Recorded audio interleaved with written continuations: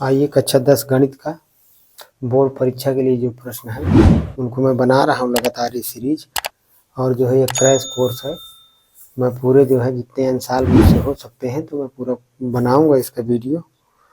तो ये सेट 3 चल रहा है। सेट 3 का पार्ट 3 है। इसके पहले 2 वीडियो मैं अपने चैनल BS एजुकेटर में अपलोड कर चुका हूँ, तो वो दोनों वीडियो देख लें। इसके बाद ये वीडियो भी देख ले तो पूरा समझ में आ जाएगा। सेट 3 पार्ट 3 कक्षा 10 गणित का है, बोर्ड परीक्षा के लिए प्रश्न। वीडियो पसंद आ रहा हो, अगर गणित समझ में आ रही हो तो वीडियो को लाइक कर दिया करें। लाइक नहीं करते हैं, देख के छोड़ देते हैं आप लोग, ठीक है ना। तो कृपया वीडियो को लाइक कर दें और अपने साथियों को और अपने सहेलियों को जो है, लड़कियां भी ध्यान दें, छात्राएं भी ध्यान दें, अपने सहेलियों को जो है वीडियो को शेयर कर दें और चैनल को सब्सक्राइब कर लें, ठीक है ना। 1 मार्च को गणित का पेपर है, इसलिए जो है। तो आइए तीसरा पार्ट है ये। तो यहाँ से जो है मैं यहाँ तक दूसरे वीडियो में खंड बा का पहले प्रश्न का 4 नंबर का ये दूसरा पार्ट बनाया हूँ वीडियो का। यहाँ से दूसरे प्रश्न से शुरू करते हैं। किन्हीं 5 खंडों को हल करना है। तो इसमें से दूसरे प्रश्न में जो है खंड बा में 6 खंड रहते हैं। तो 6 में से कोई 5 प्रश्न हल करना होता है, ठीक है ना। तो पहला देखते हैं दूसरे का नंबर। एक 2 अंकीय संख्या, 2 अंकों की एक संख्या है, अपने अंकों के योग की 4 गुनी है। अपने अंकों के योग की 4 गुनी है तथा अपने अंकों के गुणनफल की 3 गुनी है, तो संख्या ज्ञात कीजिए। तो हम मान लेते हैं, माना दूसरे का नंबर है, माना संख्या के इकाई का अंक, चलिए आगे तक लिख देते हैं। माना संख्या के इकाई का अंक x तथा दहाई का अंक y है। तो हम इसलिए संख्या क्या हो जाएगी, इसलिए संख्या हो जाएगी, हमने इकाई का अंक x माना है और दहाई का अंक क्या माने हैं, y माने हैं, दहाई का अंक, ठीक है ना। तो दहाई के जो दहाई का अंक होता है उसमें 10 का गुणा करते हैं, इकाई के अंक में 1 का गुणा करते हैं, तो संख्या बन जाती है। तो हो जाएगा 10y प्लस का x, ये हमारी संख्या हो गई, ठीक है ना। अब प्रश्न में कह रहा है कि 2 अंकों की एक संख्या, तो 2 अंकों की एक संख्या हो गई, अपने अंकों के योग की 4 गुनी है। तो प्रथम शर्तानुसार हम लिखते हैं, प्रथम शर्तानुसार देखिए अंकों का योग कर दीजिए। तो अंक क्या है, x और y, तो अंकों का योग संख्या कितनी है, 10y प्लस x। ये 4 गुनी है संख्या अपने अंकों के योग की, तो अंकों का योग भी क्या कर दे, 4 गुना कर देते हैं। तो दोनों क्या हो जाएंगे, 4 के अंदर गुणा कर देते हैं, तो 4x plus 4y equal 10y plus x। तो ये बन गया समीकरण एक हमारा। 4x की तरफ x को ले आते हैं, तो 4x माइनस का x बराबर 10y, 10y की तरफ 4y के ले जाते हैं तो माइनस का 4y, 4x में x घटा देंगे तो कितना, 3x बराबर 10 में से 4 घटाएंगे 6y। 3 गुणे में है तो इधर ले जाएंगे बटे में, तो 3 से 6 कट जाएगा, तो 3 दूनी 6, तो x बराबर हमारा हो गया 2y, ठीक है ना। इसको समीकरण नंबर 1 मान लेते हैं। अब द्वितीय शर्तानुसार लिख देते हैं, द्वितीय शर्तानुसार। तो द्वितीय शर्त में क्या कह रहा है, द्वितीय शर्त में कह रहा है तथा अपने अंकों के गुणनफल की 3 गुनी है। अंक क्या है, x और y है, तो x गुणे y ये अंकों का गुणनफल हो गया। संख्या क्या है, 10y प्लस का x है हमारी संख्या। तो अंकों का गुणा करते हैं तब भी ये 3 गुना है, तो इसको भी कर देते हैं 3 का गुणा, बराबर, तो बराबर हो जाएगा। तो इस तरह से 3 इंटू x इंटू वाई बराबर 10y प्लस x। तो ये देखिए समीकरण 1 से x का मान उठा के रख देते हैं यहाँ पे, जहाँ जहाँ x लिखा है वहाँ वहाँ कितना लिख दे, 2y लिख दे, तो y में समीकरण बन जाएगा। फिर y को हम हल कर लेते हैं। तो समीकरण इसको 2 नंबर मानना हो तो मान लीजिए समीकरण 1 से x का मान 2 में रखने पर, तो रख देते हैं x की जगह, तो 3 इंटू एक्स का मान कितना है 2y इंटू वाई लिखा है पहले से, यहाँ पे लिखा है 10y प्लस एक्स का मान कितना है 2y, इसका गुणा कर दीजिए तो 3 दूनी 6 y स्क्वायर हो जाएगा, बराबर यहाँ पे इसको जोड़ दीजिए तो 10 2 12y, ठीक है। अब इसके बाद 12y इधर ले आते हैं तो 6y स्क्वायर माइनस का 12y बराबर 0। y में द्विघात समीकरण है, इन दोनों पदों में कॉमन है, हालांकि हम चाहते तो यहाँ से 6 से हो जाएगा, नहीं काट भी सकते हैं, 6 दूनी 12, नहीं काटना तो रहने दीजिए, एक y को y से यहाँ से काट सकते हैं, लेकिन y को काटना नहीं, मान निकालने हैं y के जितने भी मान संभव हो, ठीक है। तो इन दोनों में क्या कॉमन है 6y कॉमन है, तो 6y कॉमन ले लीजिए, तो यहाँ से बचेगा y माइनस 2 इक्वल 0। पहला नंबर में ले लेंगे यदि दो गुणनखंड बन गए ना, एक 6y एक y ऋण 2, ये दो गुणनखंड बन गए, तो इस तरह से यदि 6y बराबर कितना 0, तो 6 तो 0 के बराबर हो नहीं सकता, इसलिए y बराबर कितना 0, एक मान y का आ गया 0। देखते हैं तो देखिए अग्राह हो जाएगा, अग्राह क्यों हो जाएगा, क्योंकि हमने y का मान दहाई वाला माना है, y का मान क्या माना है दहाई वाला, और दहाई के अंक में 0 कैसे हो सकता है, नहीं हो सकता है, ठीक है ना। तो दूसरा नंबर ले लेंगे यदि y माइनस 2 बराबर 0, तो y बराबर कितना हो जाएगा 2, तो दहाई का अंक आ गया 2।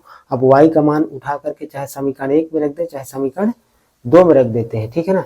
तो जिसमें भी चाहे समीकरण 1 में चाहे 2 में जहाँ रखना है तो 1 में रख देते हैं, y का मान समीकरण 1 में रखने पर, तो रख देते हैं रखने पर, तो x बराबर कितना था 2 गुणे y, y का मान कितना आया है 2, तो 2 दूनी ये हो जाएगा 4, तो x का मान कितना आ गया 4 आ गया, इसलिए संख्या बराबर संख्या कितनी थी 10y प्लस x, 10 गुणे y का मान आया है 2 और प्लस x का मान कितना आया है 4, तो 10 दूनी 20, 20 4 24, तो इस प्रकार से हमारी संख्या कितनी प्राप्त हो गई 24। समझ में आया कि नहीं, तो ये पूरा प्रश्न हल हो गया, संख्या हो गई हमारी 24। आइए अगला प्रश्न देखते हैं, दूसरे का ख नंबर, तो ख नंबर प्रश्न है हमारा, यदि किसी भिन्न के अंश और हर दोनों में 2 जोड़ दिया जाए तो वह 9/11 हो जाती है, अंश में भी 2 जोड़ देना है, हर में भी 2 जोड़ देना है, तो भिन्न कितनी हो जाती है 9/11 हो जाती है, इससे पहले समीकरण बन जाएगा हमारा। यदि अब दूसरा समीकरण यहाँ से बनेगा, यदि अंश और हर दोनों में 3 जोड़ दिया जाए तो भिन्न 5/6 हो जाती है, वह भिन्न ज्ञात करिए। तो 2 समीकरण बनेंगे इससे, ठीक है ना। प्रश्न को पढ़ ले अच्छे से और नोट कर ले इस तरह से। तो माना भिन्न का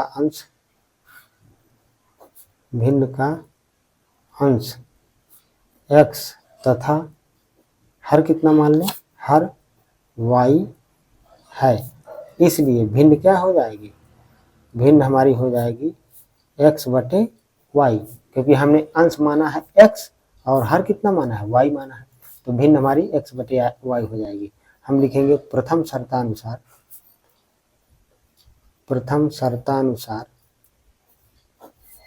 x/y कहता है अंश और हर में दोनों में 2 जोड़ दे, ये 2 जोड़ दिया तो भिन्न कितनी हो जाती है, भिन्न हमारी हो जाती है 9/11 हो जाती है, इससे पहला समीकरण बन जाएगा।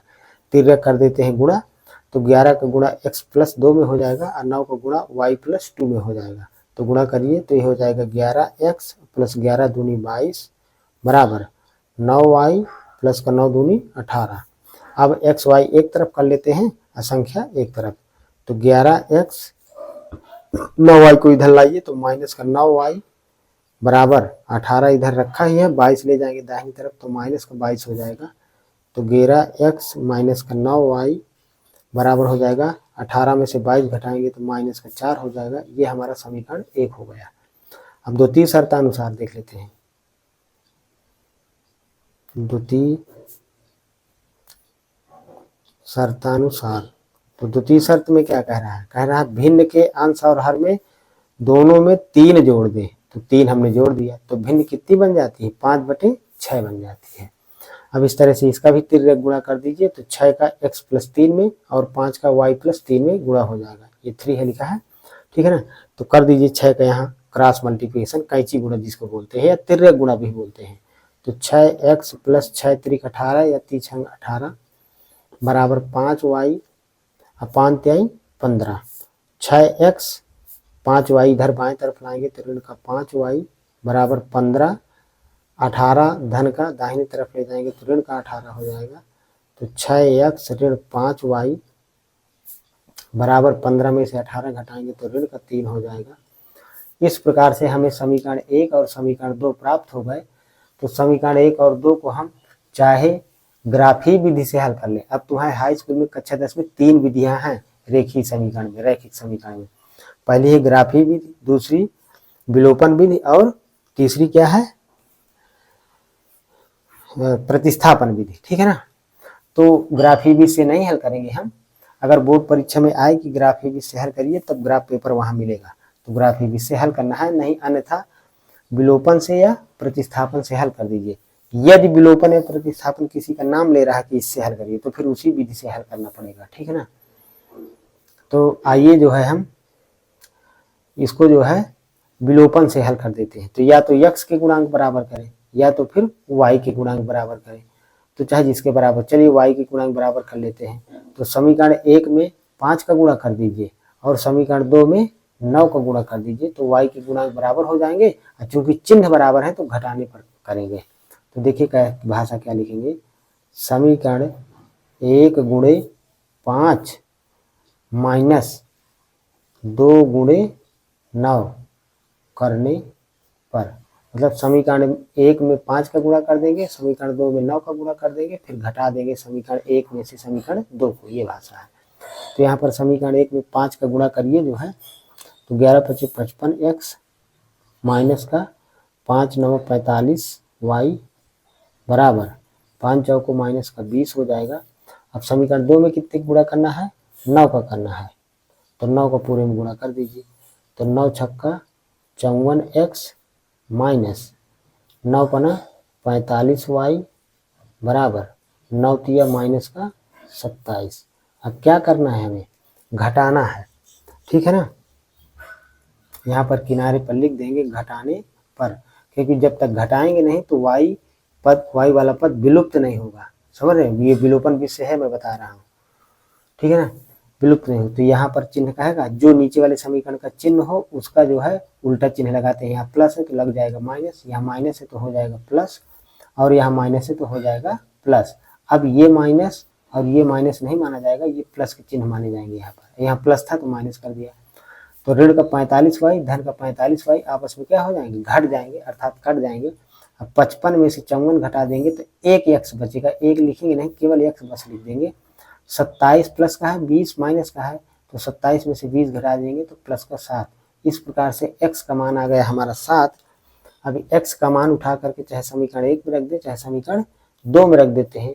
जो समीकरण छोटा लगे तुम्हें कि इसमें संख्या छोटी है उसमें रख दिया करिए, जल्दी हल हो जाएगा। तो समीकरण 2 में रख देते हैं, ठीक है। समीकरण 2 में x का मान रखने पर समीकरण 2 हमारा 6x 6 × 7, x का मान 7 आया है, माइनस का 5y बराबर माइनस का 3, तो माइनस का 5y। अच्छा 7 42 धन का यहाँ आएगा, यहाँ पे 42, तो 42 उठा के इधर दाहिनी तरफ ले जाएंगे, ऋण की 3 तो ऋण का 42 हो जाएगा। ये ऋण 3 ऋण 42 जुड़ जाएगा तो माइनस का 45 हो जाएगा। ये माइनस का 5y है तो माइनस 5y इधर बटे में ले आते हैं, ये इस तरह, ठीक है ना। तो यहाँ y बस बच जाएगा, माइनस से माइनस कट जाएगा, 5 × 9 = 45। तो इस प्रकार से y का मान कितना आ गया? 9। इस प्रकार से हमारी भिन्न आ गई, यहीं पर लिख देते हैं, ठीक है ना, यहीं पर लिख देते हैं। इसलिए भिन्न बराबर क्या माने थे हम? भिन्न x/y, तो x का मान आया है 7 y का मान कितना है 9। इस प्रकार से हमारी भिन्न आ गई 7/9 और यही इसका आंसर है। समझ में आ रही बात कि नहीं? तो इस तरह से जो है ये प्रश्न नोट कर ले, हल हो गया है। ठीक है, अगला ग नंबर का प्रश्न हम देखते हैं। ग नंबर है 2 क्रमागत संख्याओं का योगफल 27 तथा गुणनफल 182 है। 2 क्रमागत संख्याओं का योगफल 27 तथा गुणनफल कितना है, गुणनफल 182 है, तब संख्याएं ज्ञात कीजिए। तो हम मान लेते हैं,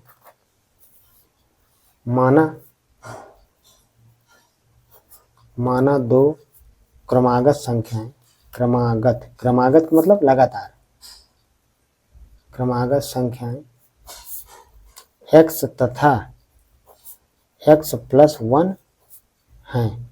जिसे मान लीजिए 11 क्रमागत क्या 12, तो 11 में से क्या जोड़ दिए तो 12 आ गया, 1 जोड़ दिए। तो वैसे पहली संख्या x, तो x में से क्या जोड़ देंगे तो उसके अगली आ जाएगी 1 जोड़ देंगे। प्रथम शर्तानुसार, देखिए प्रथम शर्तानुसार या द्वितीय शर्तानुसार लिख दीजिए या प्रश्नानुसार, बस एक बार लिख दीजिए, हो गया। तो चलिए इसमें प्रश्नानुसार लिख देते हैं, क्योंकि पिछले 2 सवालों में मैं ऐसा लिख चुका हूं, तो सभी चीजें सीखना चाहिए। ठीक है ना? तो प्रश्नानुसार क्या कह रहा है, 2 क्रमागत संख्याओं का योग 27 है। तो प्रश्नानुसार x + 1 ये 2 क्रमागत संख्या है, इनका योग कितना है 27 है।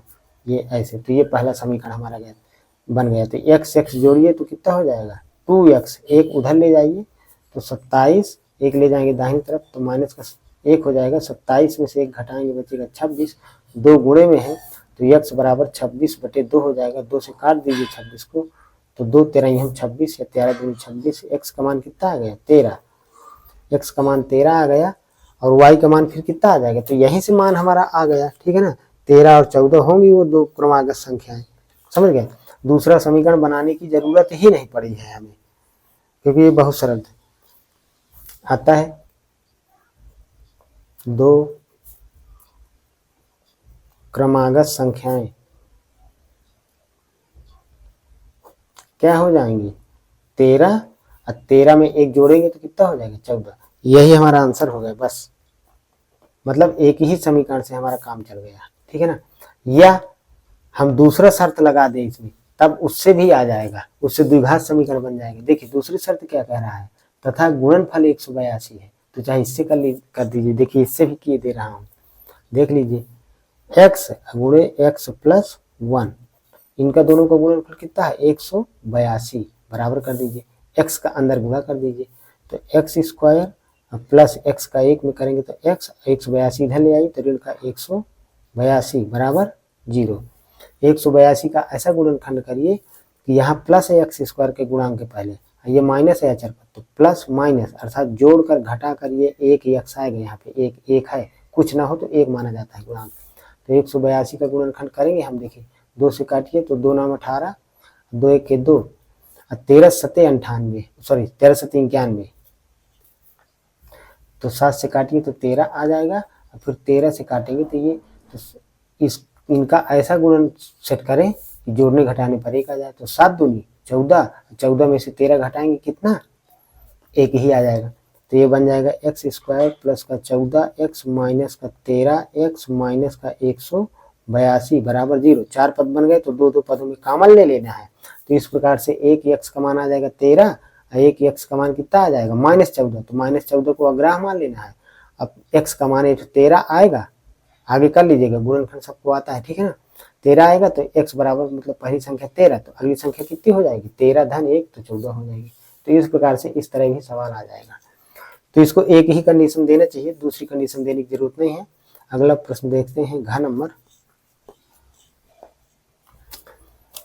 बिंदुओं 5 -6 तथा -1 -4 को मिलाने वाले रेखाखंड को y अक्ष किस अनुपात में विभाजित करता है, विभाजन बिंदु के निर्देशांक भी ज्ञात कीजिए।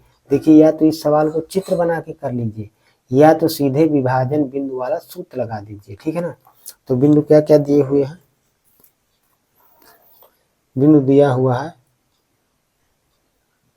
पहला बिंदु को मान लेते हैं a 5 और -6 तथा दूसरा बिंदु क्या दिया हुआ है, इसको b बिंदु मान लेते हैं -1 और -4 ये दिया हुआ है।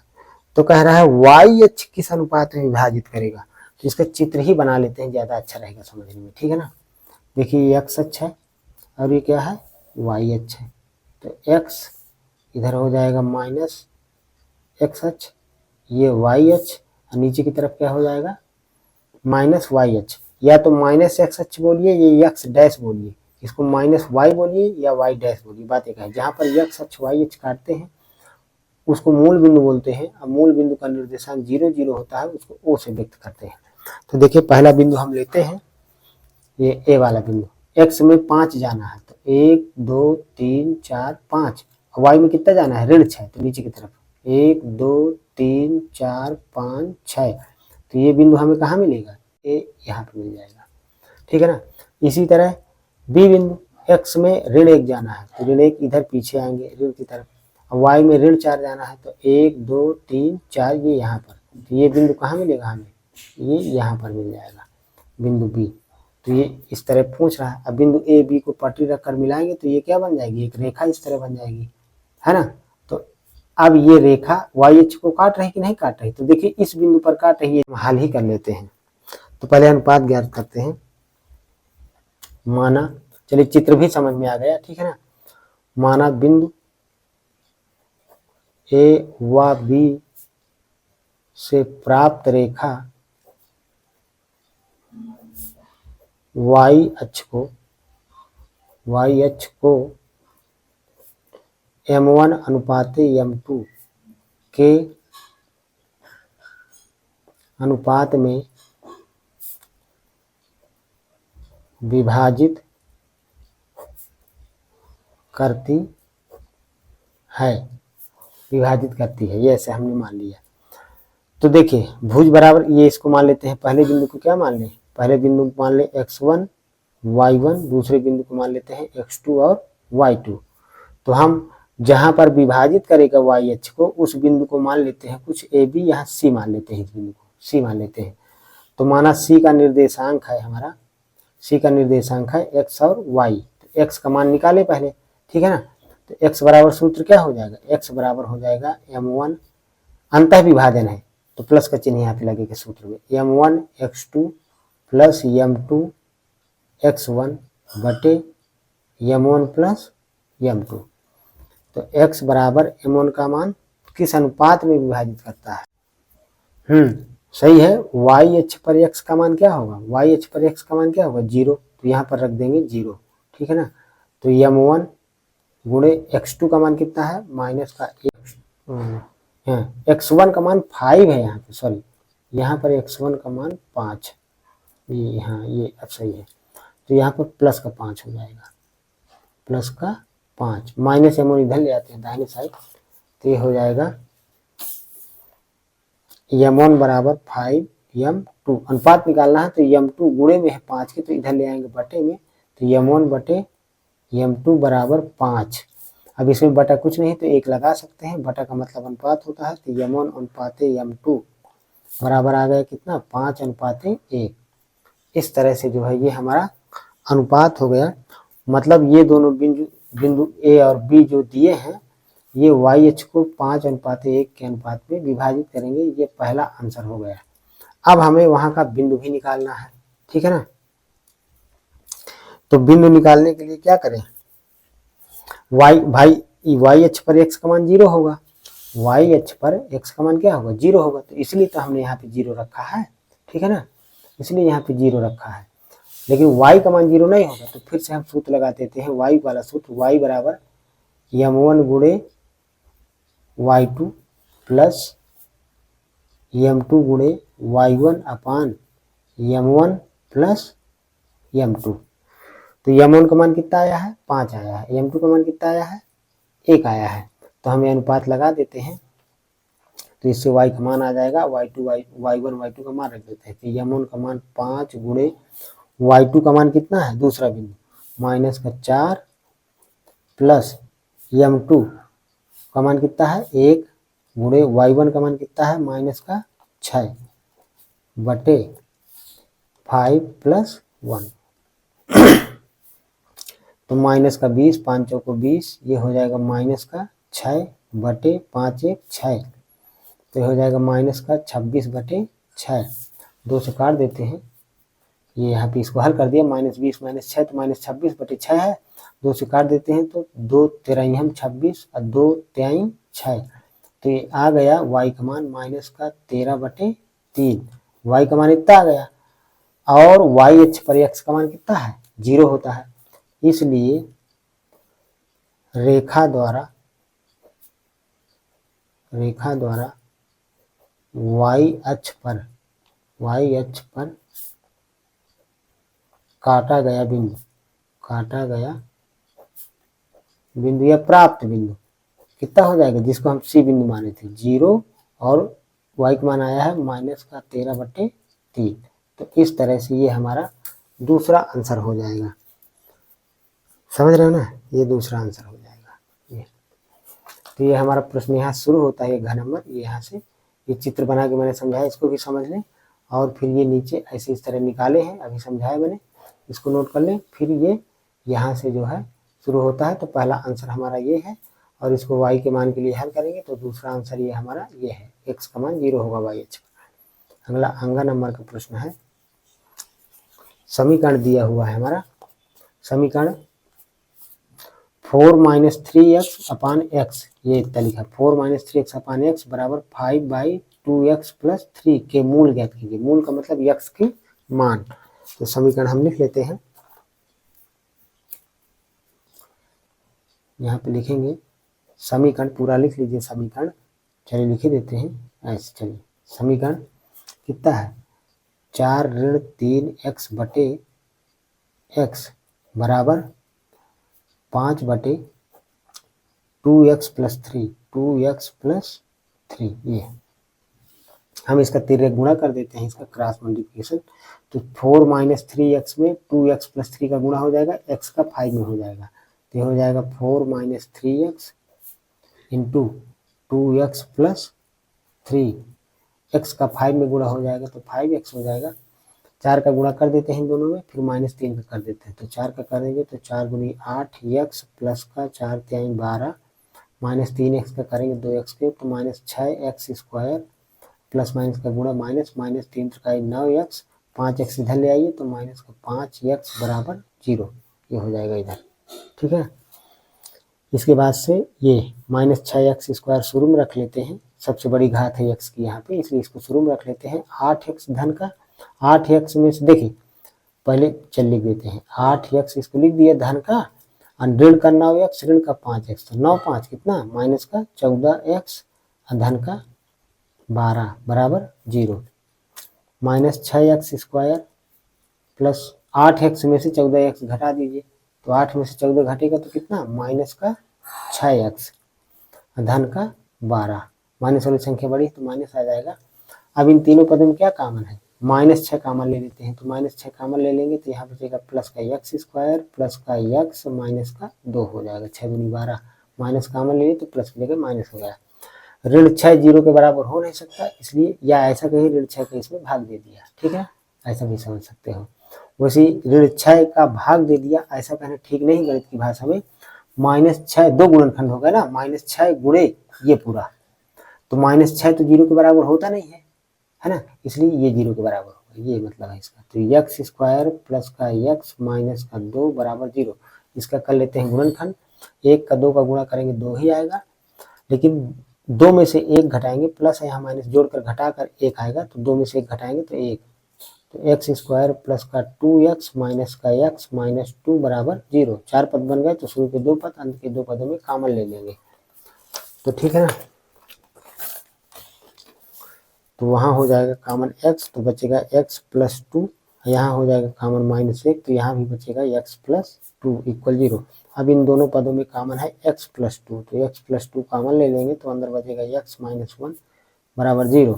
पहला नंबर लेंगे, यदि x + 2 = 0 तो x बराबर कितना, -2।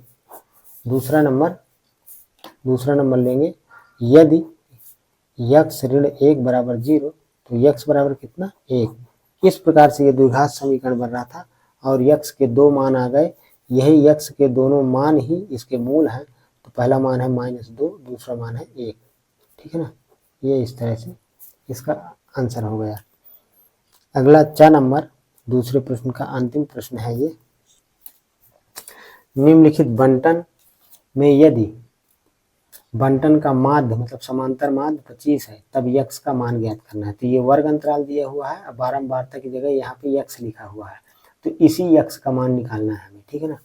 तो आइए लिखते हैं, पूरे में ले लेते हैं जहां तक आएगा। वर्ग अंतराल और क्या दिया हुआ है, बारंबारता को यक्स से प्रदर्शित कर देते हैं। क्योंकि यक्स नहीं दिया हुआ है, एक्स का मतलब पद, ये पद लिख देते हैं। अब चूंकि यक्स यहाँ स्मॉल एक्स लिखा है इसलिए हम इस पद को कैपिटल एक्स से लिख देते हैं, ठीक है ना। अब फिर बाद में क्या निकालेंगे, यफ गुणे, सॉरी ये एक्स भी ऐसा ही बन जाएगा, तो इसको गुणे को डॉट से यफ गुणे एक्स ऐसा निकालेंगे, एफ एक्स निकालेंगे। वर्ग अंतराल हमारा 0 से 10 कहाँ तक है, 40 से 50 तक, 10-10 का अंतर करके, 10 से 20, 20 से 30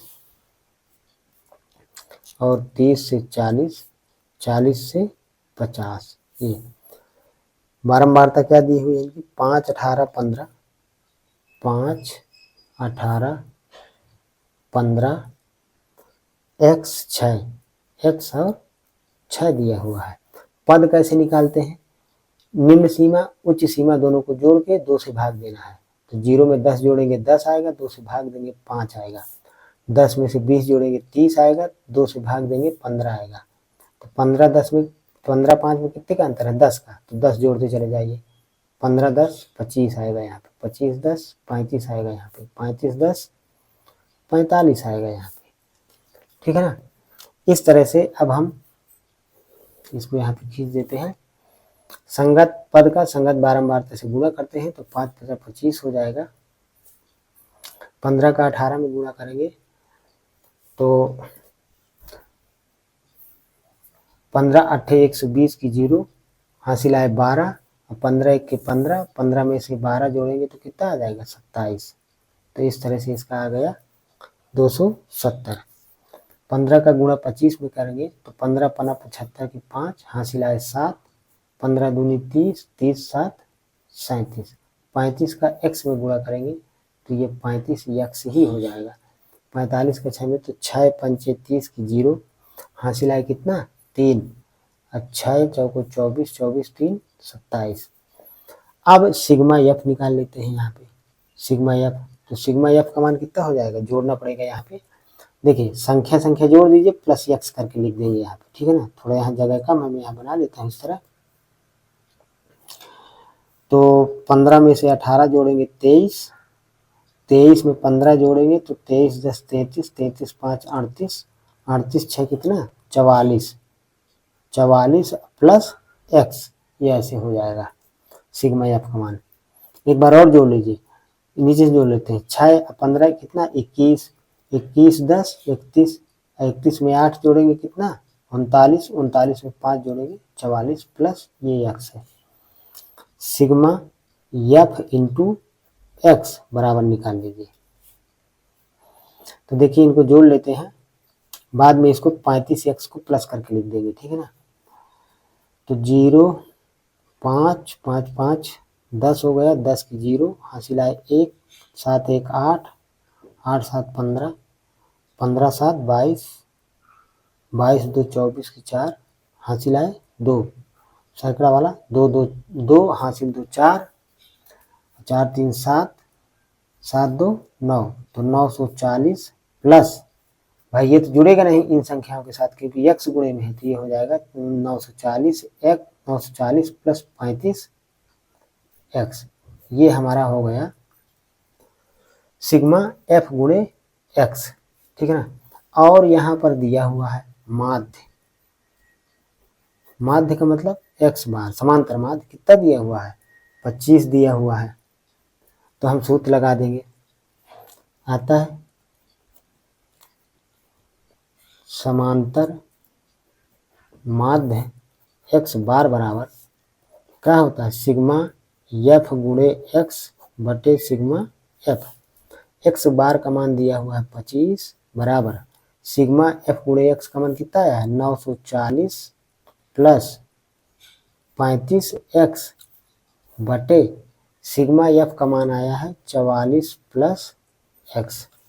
44 प्लस एक्स का तिर्यक गुणा हो जाएगा 25 के साथ, तो गुणा करिए यहाँ पे 25 का गुणा 44 में भी होगा एक्स में भी होगा, ठीक है ना। तो चलिए पहले इसका करते हैं। 25 चौको 100 की जीरो हासिल आए कितना 10, फिर 25 चौको 100 और 100 में से 10 जोड़ेंगे तो 110, तो ये हो जाएगा 1100 प्लस 25 का गुणा एक्स में होगा तो 25x हो जाएगा बराबर 940 प्लस 35x। सवाल में कैलकुलेशन आ बड़ा है, बाकी सवाल कठिन नहीं है, ठीक है ना। अब देखिए संख्या एक तरफ एक्स वाला पद एक तरफ, तो चलिए 1100 की तरफ 940 को ले आते हैं तो माइनस नहीं आएगा, मैं फिर माइनस काटना पड़ेगा, ठीक है ना। तो 1100 की तरफ 940 को लाइए तो ऋण का 940 बराबर 35x की तरफ 25x ले जाते हैं दाहिनी तरफ, तो 35x ऋण का 25x। अब इसको घटा दीजिए तो 11 में से 940 घटाएंगे तो कितना 160, 35 में 25 घटाएंगे तो कितना 10x। x का मान निकालना है, 10 गुणे में है तो कहाँ जाएगा यहाँ बटे में, तो 160 बटे 10 बराबर कितना x। 0 से 0 काट दीजिए, 16 बटे 1 का मतलब 16 ही होता है, तो x का मान कितना आ गया 16। यही हमारा आंसर है, x का मान 16 आ गया, ठीक है ना। तो ये प्रश्न यहाँ से 4 नंबर शुरू होता है, एक बार देख लें और सब लोग नोट कर लें यहाँ पे, ठीक है। तो ये 4 नंबर का प्रश्न है, इस तरह से जो है। अगला अब आते हैं हम 6 नंबर के प्रश्नों में, जो दीर्घ उत्तरी प्रश्न जिन्हें हम बोलते हैं। तो ये जो है हमारा तीसरा नंबर प्रश्न है, तीसरा चौथा पांचवा 3 प्रश्न है, तो 3 में से अथवा भी है तो 6 हो जाएंगे। दो घनों जिनमें से प्रत्येक का आयतन 125 सेंटीमीटर क्यूब है के संलग्न फलकों को मिलाकर एक ठोस बनाया जाता है, प्राप्त घनाभ का पृष्ठीय क्षेत्रफल ज्ञात कीजिए। इस तरह का सवाल मैं एक सेट में किसी में बताया हूँ, सेम यही सवाल, संख्या बदली हो सकती है, मुझे याद नहीं है, लेकिन है यही सवाल, ठीक है ना। दो घन है, घन का मतलब जिनकी लंबाई चौड़ाई और ऊंचाई दोनों क्या हो बराबर हो, तीनों बराबर हो। एक घन ये है, इस तरह से समझ गए ना, प्लस एक घन इतना ही बड़ा और है, तो क्या करना है इन दोनों को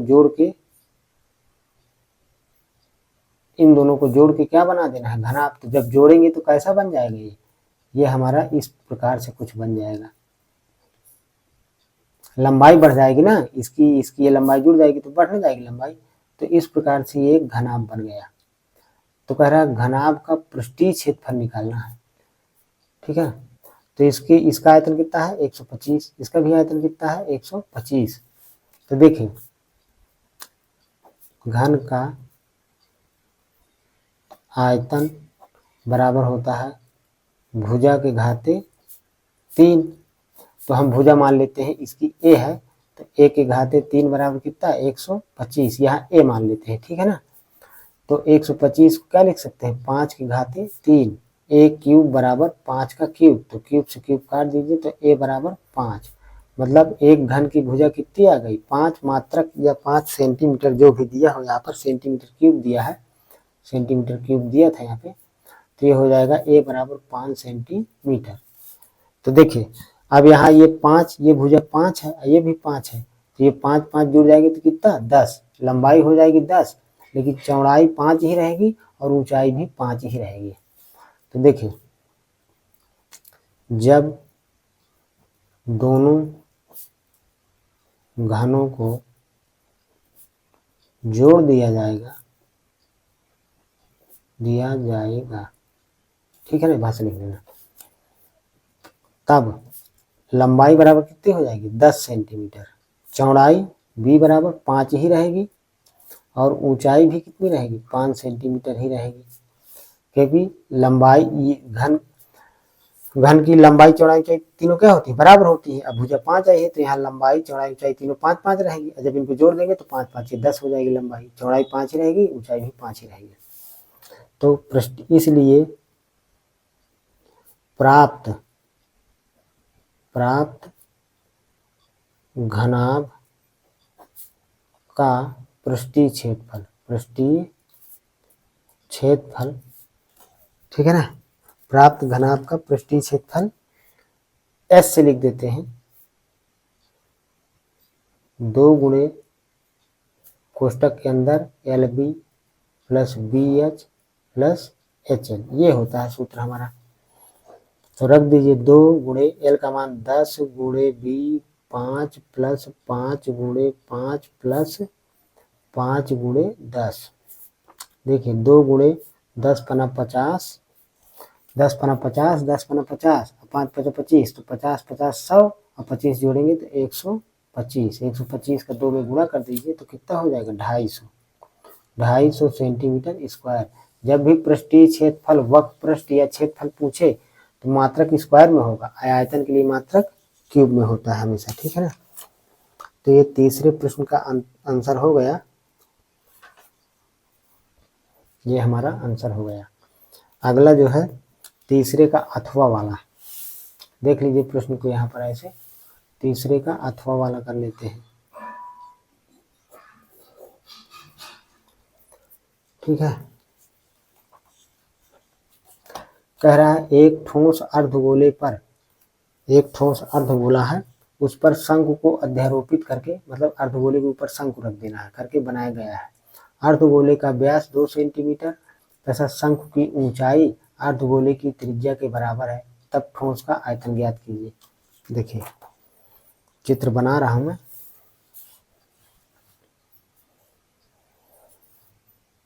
एक अर्धगोला है इस प्रकार से,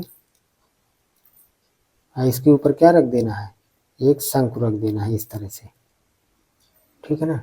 ये ऐसे यहाँ से, तो ये क्या हो गया हमारा, शंकु की ऊंचाई हो गई। और ये क्या हो गई, यहाँ अर्धगोले की ये त्रिज्या है, ये भी त्रिज्या है, केंद्र से इसको मिलाएंगे तो ये भी अर्धगोले की क्या है, त्रिज्या। तो व्यास दिया हुआ है, अर्धगोले का व्यास बराबर कितना, 2 सेंटीमीटर। व्यास का मतलब 2 बार 2 सेंटीमीटर दिया हुआ है, तो त्रिज्या कितनी हो जाएगी अर्धगोले की, 1 सेंटीमीटर, 2 से भाग दे देंगे, ठीक है ना। तो त्रिज्या 1 सेंटीमीटर हो जाएगी। अब कह रहा है जितना अर्धगोले, शंकु की ऊंचाई अर्धगोले की त्रिज्या के बराबर है, तो शंकु की ऊंचाई h मान लेते हैं, इसलिए शंकु की ऊंचाई कितनी हो जाएगी, शंकु की ऊंचाई हमारी h से व्यक्त कर देते हैं, शंकु की ऊंचाई हो जाएगी 1 सेंटीमीटर। समझ में आ रही बात ना। आता है ठोस का आयतन V बराबर अर्धगोले का आयतन प्लस शंकु का आयतन, तो अर्धगोले का आयतन कितना, 2/3 पाई r क्यूब प्लस शंकु का आयतन कितना हो जाएगा, 1/3 पाई r स्क्वायर h।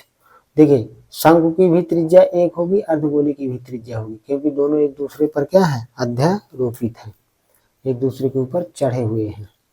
तो पाई पाई कॉमन ले लीजिए, आर स्क्वायर भी कॉमन ले लीजिए, चाहे रख दीजिए, मान हो गया, क्या कॉमन लेना है, चलिए 2/3 पाई आर का मान 1 का क्यूब प्लस 1/3 पाई आर का मान 1 का स्क्वायर गुणे एच का मान भी 1 ही है। तो 1 का चाहे 1000 बार गुणा करें 1 ही आएगा, यहाँ भी 1 ही आएगा, तो ये पाई/3 है, ये 2 पाई/3 है, तो 2 पाई/3 प्लस पाई/3 लघुत्तम बराबर है, तो अंश जुड़ जाएगा, तो 2 पाई में से 1 पाई जोड़ेंगे कितना, 3 पाई/3, 3 से 3 काट दीजिए, तो इस प्रकार से हमारा आंसर कितना हो गया, पाई सेंटीमीटर क्यूब। इस तरह से हमारा ठोस का आयतन आ गया पाई सेंटीमीटर क्यूब। तो ये इसका आंसर हो जाएगा, समझ में आया ना। तो इस तरह से ये प्रश्न हो गया, बहुत छोटा सा प्रश्न था। अगला चौथा का,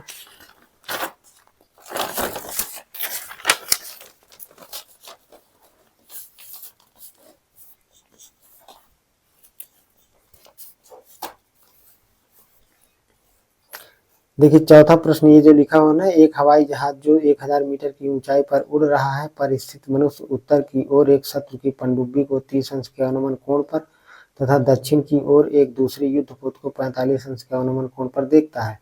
पनडुब्बी व युद्धपोत के बीच की दूरी ज्ञात कीजिए। तो इस प्रश्न को सेम यही प्रश्न ही फोटोकॉपी सेट नंबर 2 के पार्ट 3 में वीडियो जिसका बना चुका हूँ, मेरे चैनल BS एजुकेटर में है, तो इस प्रश्न को वहां से देख लें, ठीक है ना। प्लेलिस्ट कक्षा 10 गणित की बनी हुई है, क्लास 10th मैथ प्लेलिस्ट, तो जाकर के जैसे ही वीडियो देखेंगे ये सेट नंबर 2 और पार्ट 3 में है ये प्रश्न, ठीक है ना। तो चौथे का हम अथवा वाला प्रश्न देख लेते हैं। सिद्ध कीजिए cot a plus cos a -1 upon cot a minus cos a plus 1 equal 1 plus cos a upon sin a। 6 number का प्रश्न है, त्रिकोणमिति का है। तो ये चौथे का कौन सा प्रश्न, अथवा वाला प्रश्न है चौथे का।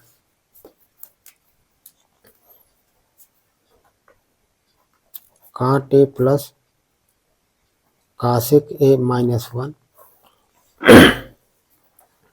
अपान cot a minus cos a plus 1 बराबर हमें सिद्ध करना है 1 plus cos theta 1 plus cos a, theta नहीं है a है, अपान sin a।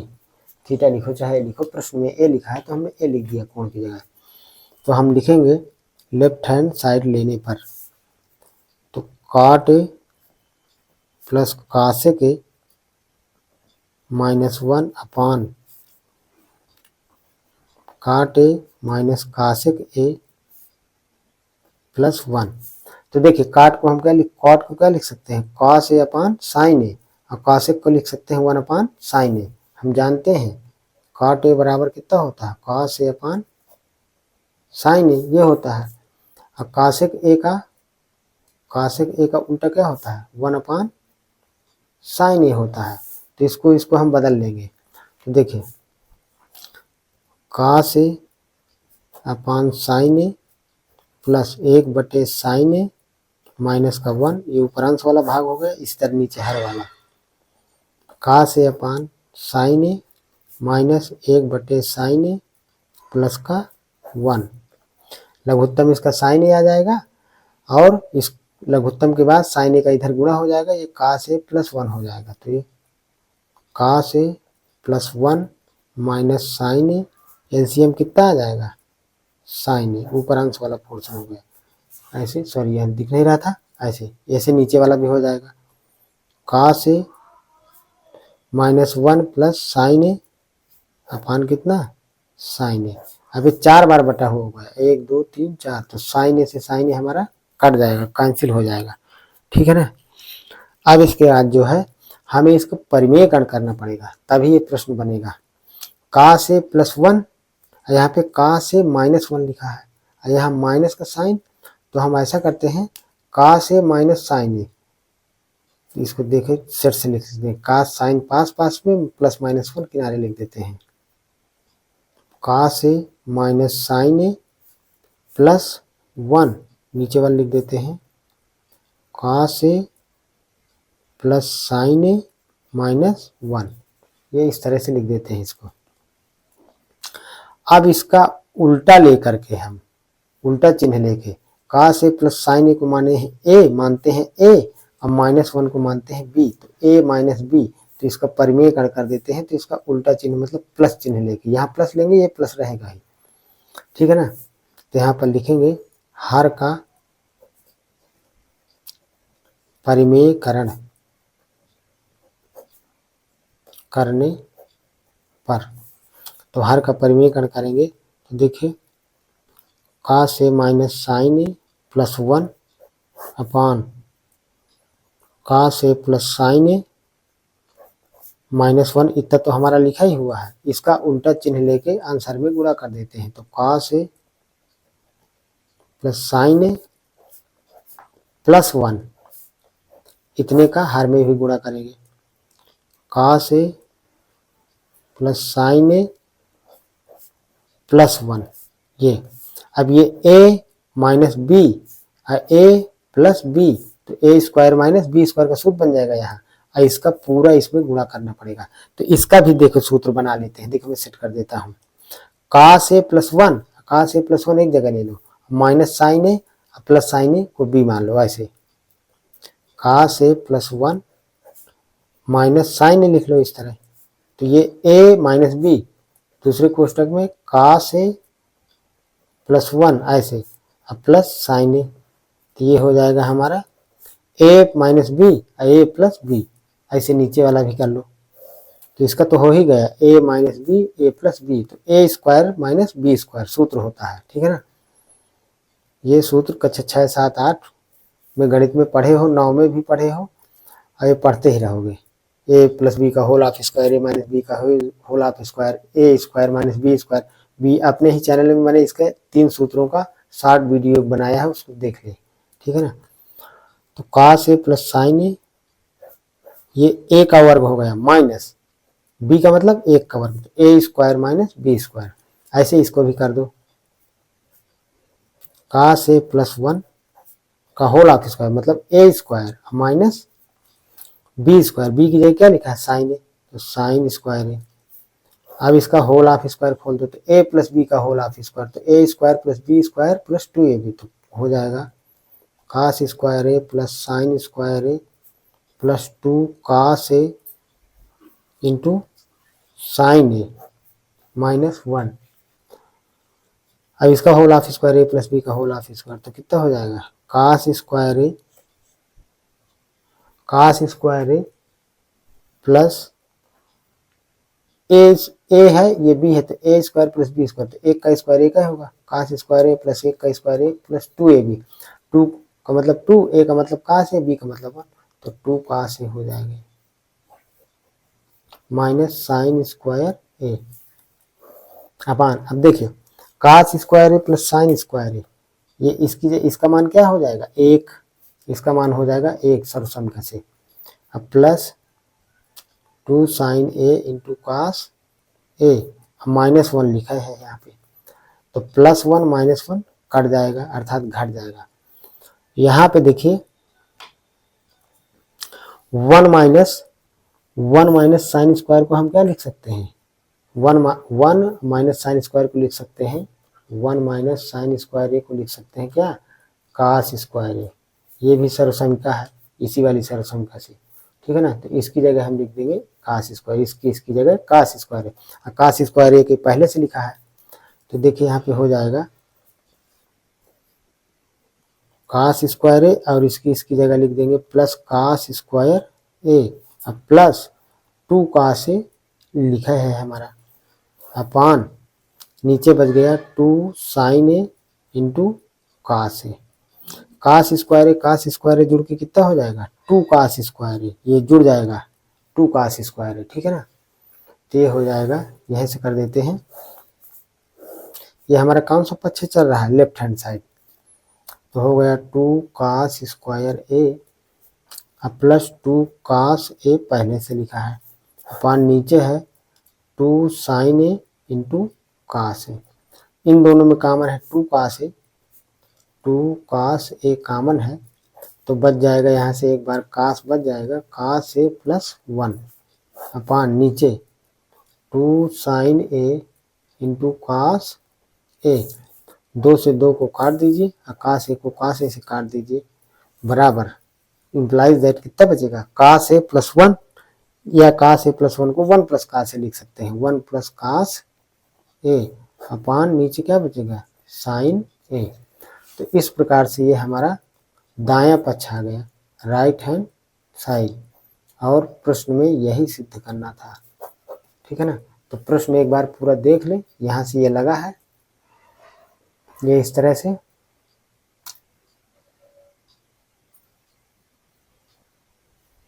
ठीक है। वीडियो पसंद आए तो शेयर कर दे, लाइक कर दे और चैनल को सब्सक्राइब कर ले। देखिए यही पे है, यही हमें सिद्ध करना था यहाँ पे। अब 5वां प्रश्न अंतिम है, अंतिम प्रश्न है 5वां और 5वें का अथवा बस हो गया। ठीक है। एक कमरे की लंबाई 15 मीटर और 90 मीटर स्क्वायर क्षेत्रफल का बरामदा है, बरामदे की चौड़ाई ज्ञात करिए। तो हम मान लेते हैं, माना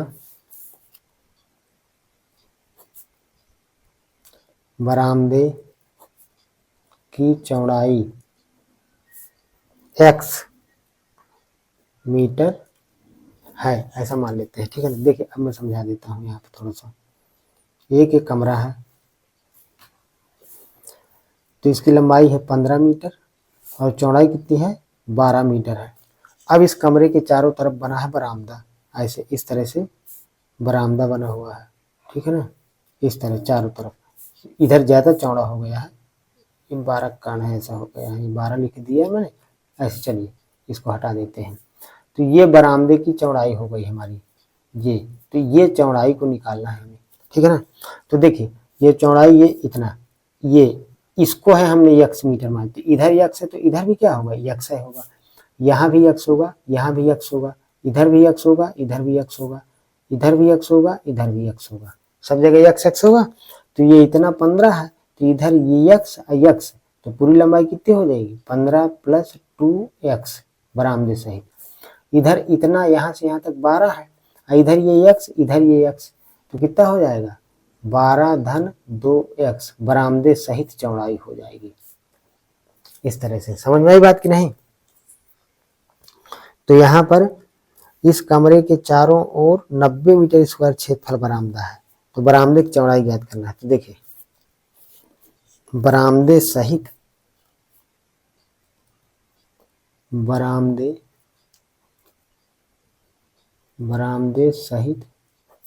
क्षेत्रफल माइनस कमरे का क्षेत्रफल बराबर 90 मीटर स्क्वायर। अब देखिए इस बात को समझ लीजिए, बरामदे सहित क्षेत्रफल क्या हो जाएगा, अगर बरामदे सहित क्षेत्रफल निकालेंगे तो ये पूरा क्षेत्रफल यहाँ से ये पूरा आएगा। ठीक है ना, ये बरामदे से। अब कमरे का क्षेत्रफल इतना आएगा, तो पूरे में से ये कमरे का क्षेत्रफल निकाल देंगे तो यहीं का तो क्षेत्रफल आ जाएगा, और यहीं का क्षेत्रफल ये दिया है प्रश्न में 90 मीटर स्क्वायर। समझ आई बात की नहीं। तो ये आकृति कैसी है, आयत है, तो आयत का क्षेत्रफल क्या होता है लंबाई गुणे चौड़ाई, लंबाई गुणे चौड़ाई। तो लंबाई कितनी है 15 धन 2x या 2x प्लस का 15, लंबाई गुणे चौड़ाई कितनी है 12 धन 2x या 2x धन 12, माइनस कमरे का क्षेत्रफल 15 गुणे 12 लंबाई गुणे चौड़ाई बराबर 90। जैसे मान रखेंगे मात्रा हटा देंगे यहाँ का। ठीक है ना। अब इसका गुणा कर देते हैं, 4x स्क्वायर प्लस 2x का 12 में तो 24x हो जाएगा, प्लस 15 का कर देंगे दोनों, 15 दूनी 30x प्लस 15 दूनी 30 की 0 हासिल आए 3, 15 1 की 15, 15 3 18 180 हो जाएगा, माइनस 15 का 12 हम करेंगे तो फिर से वही आएगा 180। अब ये तो किए हैं 15 12 का बराबर कितना 90, प्लस का 180 माइनस का 180 कैंसिल हो जाएगा। 4x स्क्वायर 24 में से 30 जोड़ेंगे कितना प्लस का 54x। अब ये 90 इधर ले आते हैं तो माइनस का 90 बराबर 0। इन तीनों पदों में क्या कॉमन है, कम से कम 2 तो कॉमन है ही है। ठीक है ना, 2 कॉमन ले लेते हैं तो 2x स्क्वायर प्लस 27 दूनी 54, 27 बचेगा, माइनस का 45 दूनी 90 तो 45 बच जाएगा। 2 का भाग दे देते हैं, भाग का मतलब 2 0 के बराबर नहीं होगा तो इसको 0 के बराबर होना पड़ेगा, नियम ये है। ठीक है ना, तो 2 भाग दे दीजिए, ऐसे समझ लीजिए। अब 2x स्क्वायर प्लस का 27x माइनस का 45 बराबर 0। एक्स स्क्वायर का गुणांक और अचर पद का गुणा करते हैं, यहाँ प्लस है यहाँ माइनस है तो जोड़ घटाकर 27 लाते हैं। 2 गुणे 9 का 45, 9 का मतलब 3 गुणे 3 गुणे 5। अब इसको ऐसे सेट करना है कि जोड़ने घटाने पर कितना आ जाए 27, तो 5 3 15 और 15 दूनी 30, और 30 में से 3 घटा दीजिए तो कितना आ जाएगा 27। तो ये हो जाएगा 2x स्क्वायर प्लस का 30x माइनस का 3x माइनस का 45 बराबर 0। 4 पद बन गए तो 2 पदों में कॉमन, इन दोनों में कॉमन क्या है 2x कॉमन है तो x प्लस 15, इन दोनों में कॉमन क्या है माइनस का 3 तो x प्लस 15 यहाँ भी बचेगा। अब इन दोनों पदों में क्या कॉमन है x प्लस 15 कॉमन है तो x धन 15 कॉमन ले लेंगे तो अंदर बचेगा 2x माइनस 3 इक्वल 0। पहला नंबर लेंगे, यदि x धन 15 बराबर 0 तो x बराबर ऋण का 15, ये क्या हो जाएगा अग्राह्य, क्योंकि लंबाई या चौड़ाई कभी ऋणात्मक नहीं आती है। समझ में आ गई बात ना। तो ये माइनस का 15 नहीं लिया जाएगा, ग्राह का मतलब नहीं लेना। दूसरे नंबर में यदि 2x माइनस का 3 बराबर 0, तो 3 उधर ले जाइए तो धन का हो जाएगा, 2 गुणे में है तो बटे में चला जाएगा। तो x बराबर कितना 3/2, 3 2 से भाग देंगे, 3/2 का मतलब 1.5, तो 1.5 मीटर। इस प्रकार से बरामदे की हमारी चौड़ाई आ गई, क्योंकि x ही माने थे। बरामदा कितना चौड़ा है, बरामदा हमारा 1.5 मीटर चौड़ा है। ये प्रश्न का हो गया उत्तर। ये 6 नंबर में लॉन्ग क्वेश्चन आया है, तो देख लें, समझ लें, सवाल बढ़िया बढ़िया है सभी। अब ये 5वें का अथवा देख लेते हैं। वीडियो पसंद आए तो लाइक कर दें, शेयर कर दें और चैनल को सब्सक्राइब कर लें। देखिए, अरुणा के पास केवल 1 रुपए और 2 रुपए के सिक्के हैं। यदि उसके पास कुल 50 सिक्के हैं तथा कुल धनराशि 75 रुपए है, तो 1 रुपए और 2 रुपए के सिक्कों की संख्या ज्ञात कीजिए। तो हम मान लेते हैं, माना 1 रुपए तथा 2 रुपए के सिक्कों की संख्या क्रमशः x तथा y है। मतलब 1 रुपए के सिक्कों की संख्या x है और 2 रुपए के सिक्कों की संख्या कितनी है, y है। तो या तो प्रश्नानुसार लिख लीजिए या प्रथम तथा द्वितीय शर्तानुसार लिख लीजिए। कुल कितने सिक्के हैं, उसके पास कुल 50 सिक्के हैं, तो प्रथम शर्तानुसार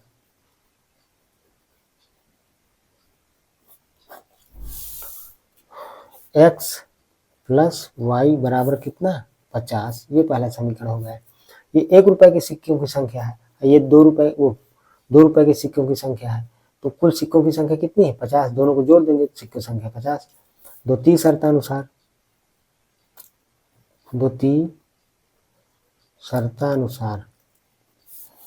1 गुणे x प्लस 2 गुणे y बराबर 75।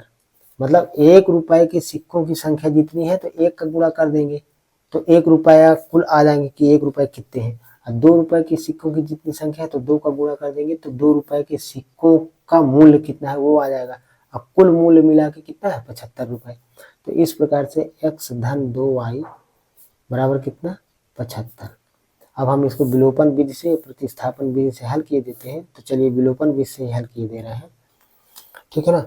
चलिए इसी में अभी एक विलोपन विधि बता चुका हूं, तो प्रतिस्थापन से हल किए दे रहा हूं इसको, ठीक है ना।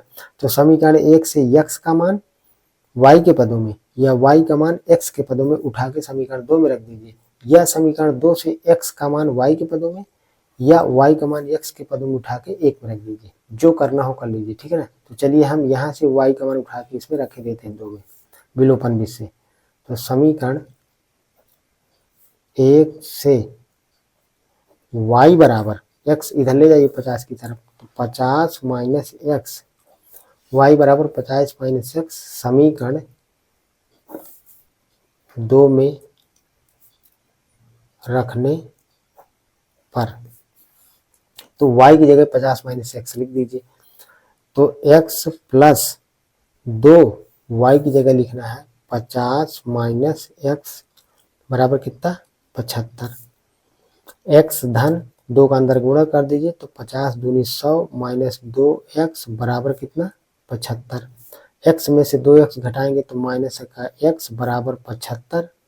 ये धन का 100 यहाँ लिखा था तो इधर ले जाएंगे तो माइनस का 100 हो जाएगा। तो माइनस x बराबर 75 में से 100 घटाएंगे तो कितना हो जाएगा माइनस का 25 हो जाएगा। इस तरह से, ठीक है ना, माइनस का 25। तो माइनस से माइनस काट दीजिए तो x बराबर कितना 25, अर्थात 1 रुपए के सिक्कों की संख्या 25 है। अब x का मान उठा करके चाहे समीकरण 1 में रख दीजिए, चाहे 2 में, चाहे यहाँ पे रख दीजिए, क्योंकि समीकरण 1 से ही ये बना है, ठीक है ना।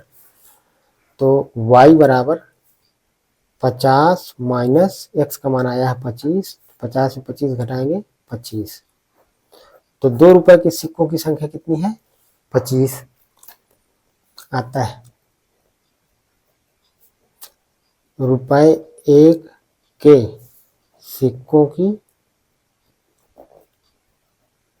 संख्या बराबर कितनी है 25 और रुपए 2 के सिक्कों की संख्या बराबर कितनी है 25।